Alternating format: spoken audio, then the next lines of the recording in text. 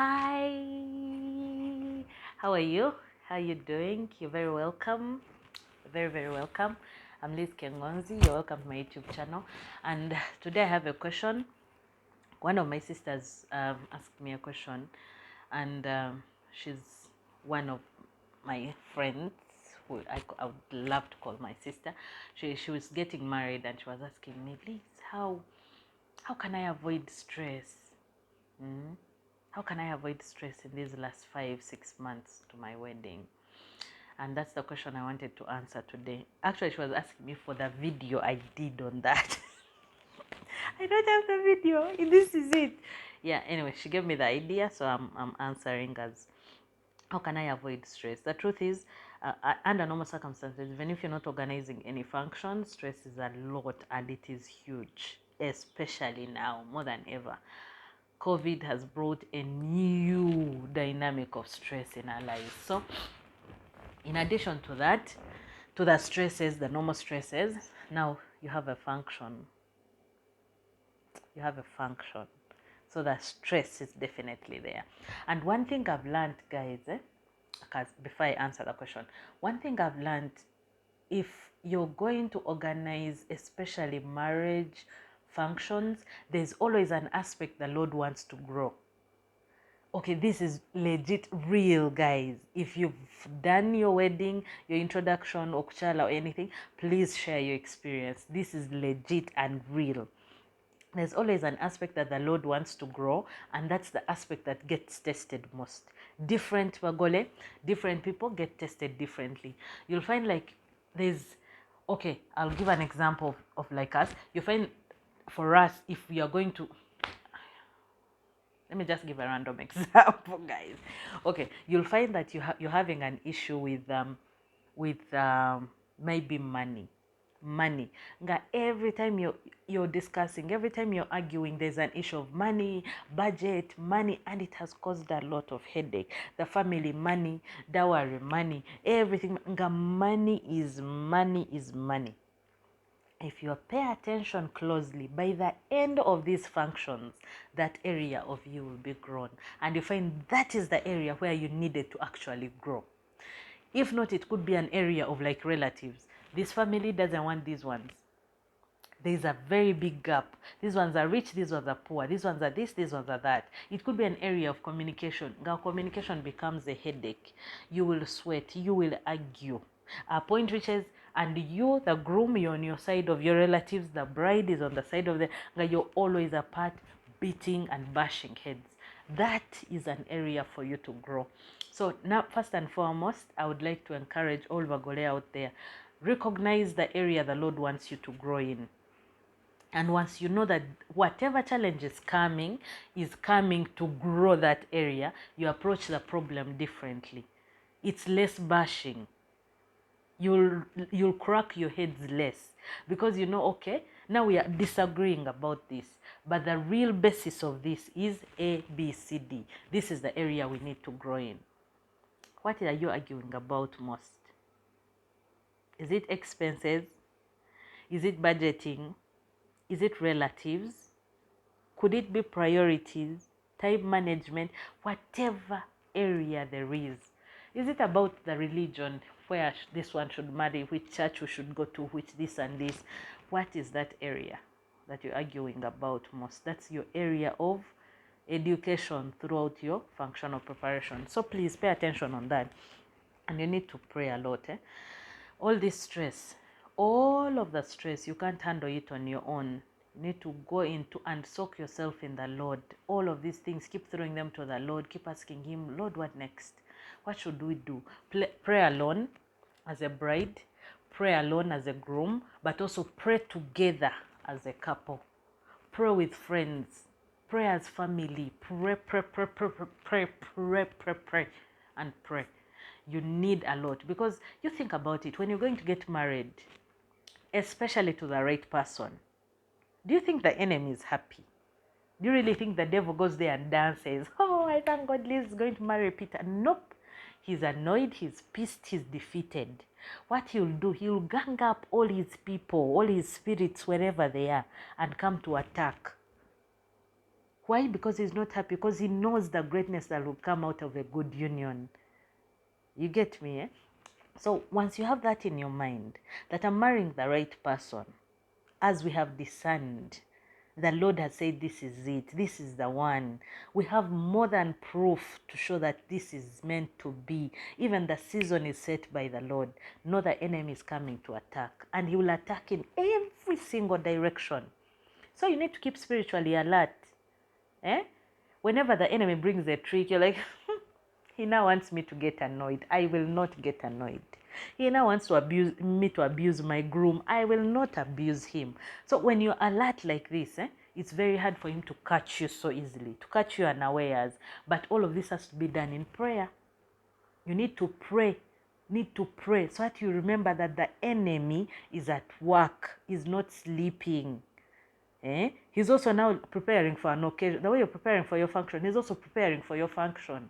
How best can I bring it down? How best can I disorganize them? How best can I bring them apart? So you need to pray harder as you prepare. And try your level best not to attack your spouse in the process. Yeah.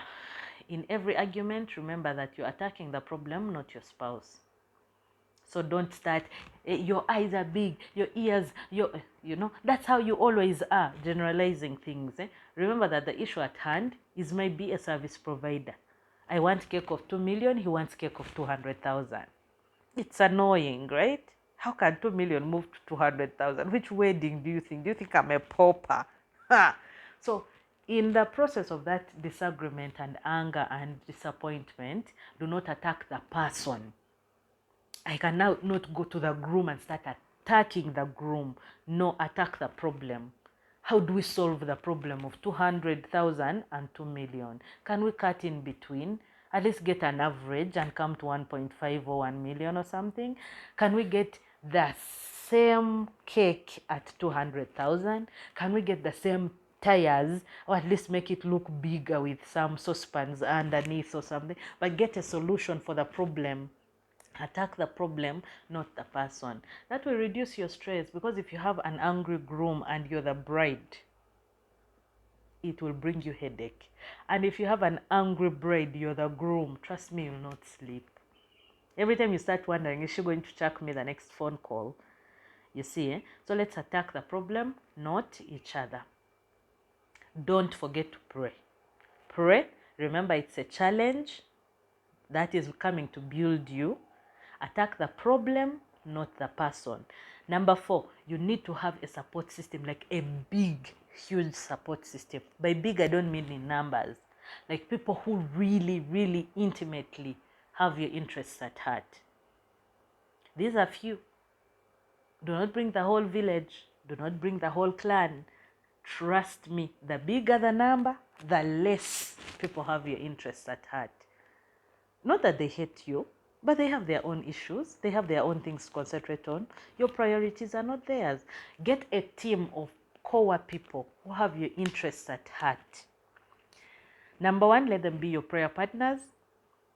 Number 2, let them be your accountability partners. Number 3, divide up tasks. There's a lot to prepare, there's a lot to think about, and there's emotions involved. When you divide the tasks to people you trust, it becomes less on you. So you're left with dealing only with emotions. The anxiety of the day, the excitement of the day, the nerves of the day. Instead of thinking about now cake, now the flowers, now the dress, now this and that, you see. So get a team, a core team that's around you, that's going to give you that support, that, yeah.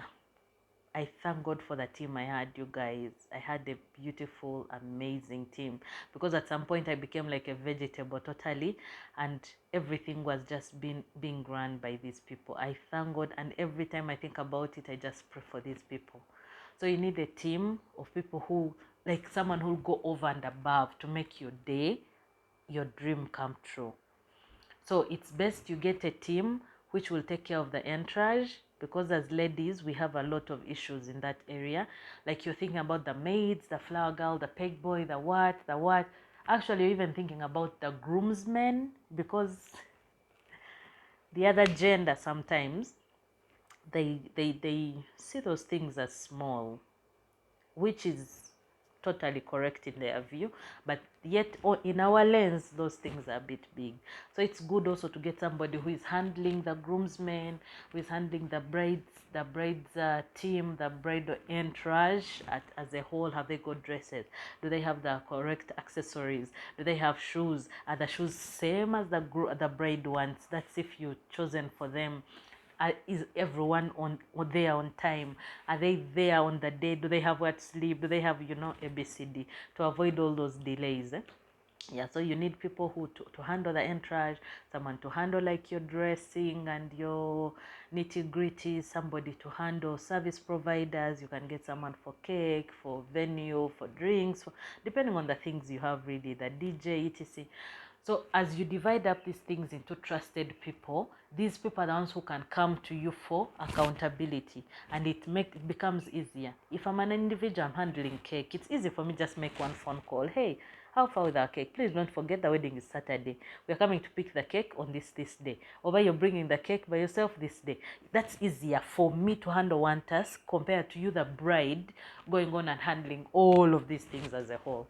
So get a team that you trust, people that have your interest, that know your things, and also to reduce on the stress, tell them exactly what you want, the details of what you want. If you want cake that is white and pink, say I want cake which is white and pink and I want 10 tires.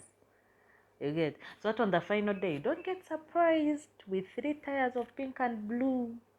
Yeah.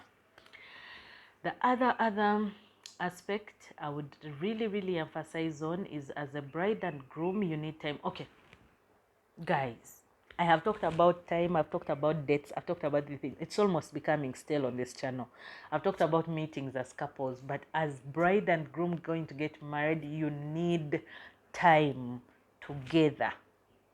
And this time should not be talk about service providers. This is time which should be free of the function discussions. You're just talking about the two of you. Do you know why this is important? People, because you imagine someone does Kuchala in 2019, spends 1 year to do introduction, spends 1 more year to do wedding. Those are literally 3 years. You can easily spend 3 full years, and the only conversations you have between you and your fiancé are only service provider this, now daddy dowry, now this and this, now let's pray for this challenge, but now functioning, now this. You can forget, and before you know it, you're in honeymoon with a stranger. You forgot totally who the two of you are. So you need to spare time, just the two of you, and just talk about the two of you. That's all. Nothing like cakey, what, neither. Just the two of you, and just focusing on that. How are you feeling? How are you doing? How is, like, just that, which, and try to avoid and make it very deliberate. It's so hard, but it's possible. Make it very deliberate so that you don't end up there, because the moment someone says how are you, banai, centers are cakey, like, you see how you've gone into the function already. You need to make it very deliberate so that you still check in on each other. You still try to understand what's happening in the other person's life. How are they doing spiritually? How are you doing? Are you praying? Is there an improvement? Are you having a dry spell? What's happening? How can I help you? How is your health? How is, like, checking in that is genuine about concern of the other person. In case there's something which has hurt the two of you, to reconcile it and forgive each other, and just be there and just have fun, enjoy your person. Because at the end of the day, those functions will come. They'll get done so quickly, guys. The wedding day goes so quickly. So quickly. By the time you look, you're like, Christ, it's 2. Christ, it's 7. The day is over. You see, so the day goes by so quickly. But you shouldn't invest all of your everything in that and you forget your person. Yeah, always talk. Things which are heavy, talk about them. What you can manage, you manage. What you can't manage, it's okay. Just believe that no matter what, the most important thing is church. And church, as long as you've covered church, even if you have no rings, by the way, you will wed and you'll be husband and wife. You get? So try and put off that pressure, and always be intentional about not being stressed. Go out and relax and forget that you're a bride. Have some fun with your friends. Put some music and dance. I find dancing very relieving. Dance to no music if you have no music, but dance and feel good. So enjoy yourself, because at the end of the day, You have to enjoy the process, otherwise it will come by quickly, it will pass, and then you'll have dreaded everything, you'll have abused everybody, you'll be hating everyone, including your own spouse. And now after that, it will be honeymoon for making calls of sorry, I'm sorry, please forgive me, now this, so which is not worth it. So enjoy the process, enjoy yourself, all the best, but most importantly, pray, because all of this is nothing without God. Our foundation should be God, our everyday should be God, and everything should end in God. Yeah, that's all. Thank you, guys. That was a beautiful question. Yeah, blessings. Please don't forget to subscribe. There's a red word down there, subscribing. It's free of charge. Just subscribe. Once you've subscribed, it will change to black and it will be subscribed. Yeah, subscribe, leave a comment. What do you think I've forgotten to advise her on? What do you think she should do? Yeah, and ring a bell for notifications. Bye bye.